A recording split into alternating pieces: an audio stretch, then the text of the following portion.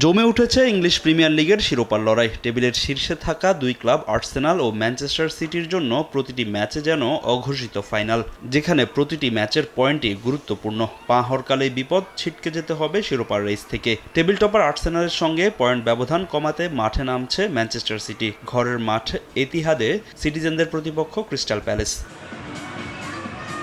লিগে এভারটনের বিপক্ষে ড্র করায় বিপদে পড়ে যায় ম্যান সিটি। সেই সঙ্গে ওয়েস্ট হ্যামের বিপক্ষে আর্সেনালের জয় চাপ বাড়িয়েছে সিটিজেনদের। তবে সবশেষ ম্যাচে ব্রেন্টফোর্ডকে ৩-০ গোলে হারিয়ে আবারও শিরোপার রেইসে ম্যানচেস্টার সিটি। সিটির অন্যতম শক্তির জায়গা তাদের আক্রমণ ভাগ। দুর্দান্ত ফর্মে আছেন ক্লাবটির গোল মেশিন আর্লিং হল্যান্ড। সবশেষ ম্যাচে জোড়া গোল পেয়েছেন এই ফরোয়ার্ড। সেই সঙ্গে জেরেমি ডোকু, অ্যান্টনিও সিমিওনের গতি ভয়ঙ্কর করে তুলেছে দলটির অ্যাটাকিং লাইন আপ।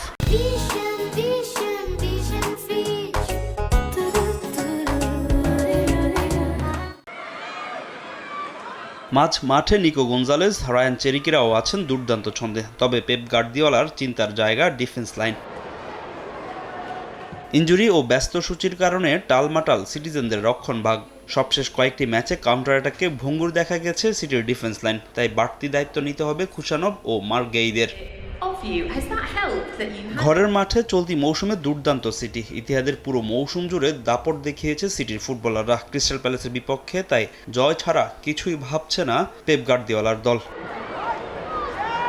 যদিও ক্রিস্টাল প্যালেসের বিপক্ষে ম্যাচটা সহজ হবে না ম্যান সিটির জন্য। লিগে প্রথম দেখায় প্যালেসের বিপক্ষে জয় পেলেও এফএ কাপে ১-০ গোলে হেরেছিল সিটি। সিটির ফুটবলারদের মানসিক চাপ কাজে লাগিয়ে জয় তুলে নিতে চাইবে ক্রিস্টাল প্যালেস। এই ম্যাচ থেকে অন্তত ১ পয়েন্ট হলেও তুলে নিতে চায় ক্লাবটি।